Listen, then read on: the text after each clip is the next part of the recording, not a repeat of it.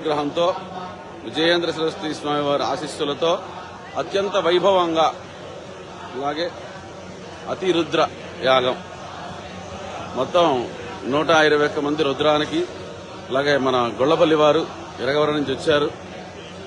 ఇంకా అనేక మంది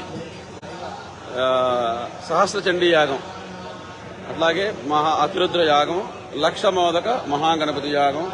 మోదకాలంటే ఇలా ఉంటాయి. రోజుకి ఇన్ని వేలు చొప్పున తయారు చేసి చక్కగా గణపతికి అందరూ దండం పెట్టుకోండి. మీ విఘ్నాలన్నీ కూడాను నివారణ అయిపోయి అందరికీ మంచి జరగాలి.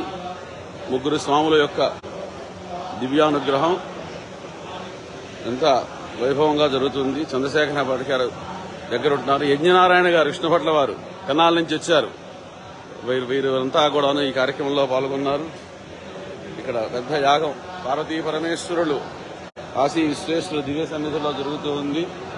మీరందరూ కూడా రాలేరు కాబట్టి అందరూ కూడా యాగం చూసి మీరందరూ తరించాలి. సేనాపతి గారు, భరణి శాస్త్రి గారు, అనేక మంది మహా విద్వాంసులు, మంచి ఉపాసకులు, అమ్మ సహస్ర చండీ, అలాగే మన కార్తికేయ గారి ఆధ్వర్యం కూడా నడుస్తుంది. ఇక్కడ ఇదంతా కూడా చండీ సంబంధించిన గణం సహస్ర చండీ. అందరూ చక్కగా చూసి దండం పెట్టుకొని తరించండి. ఇటువంటి యాగాలు మనం చూడలేం. మన దెందుకూరి వీరరాఘవ గణపాటి సోమయాజులు గారు మన విజయవాడ వారు, వీరు ఇక్కడ చాలా సంవత్సరాలుగా కాశీవాసం చేస్తున్నారు. వారి అధ్యక్షతన అనేక మంది మహాపండితులు, సామాన్యమైన పండితులు కాదు, అందరూ వేదాలు, యజ్ఞాలు, శాస్త్రాలు, తర్కాలు, వేదాంతాలు అనేకమైనటువంటి చదువుకున్న వాళ్ళు వీళ్ళందరూ యాగం చేస్తున్నారు.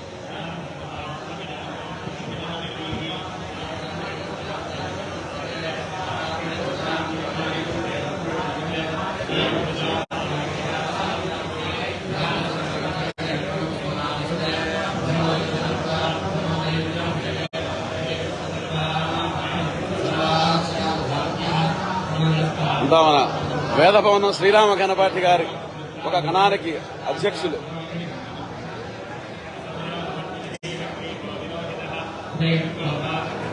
వీరు ప్రత్యేకంగా అమెరికా నుంచి వచ్చారు. శక్తి శర్మ గారని, వైజాగ్ నుంచి వచ్చారు గంగాధరం గారు, దెందుకూరి నారాయణ శాస్త్రి గారు, ఇలా అనేక మంది పండితులు ఈ యాగంలో ఉన్నారు. ఇటువంటి మహాయాగం సామాన్యంగా జరిపేది కాదు.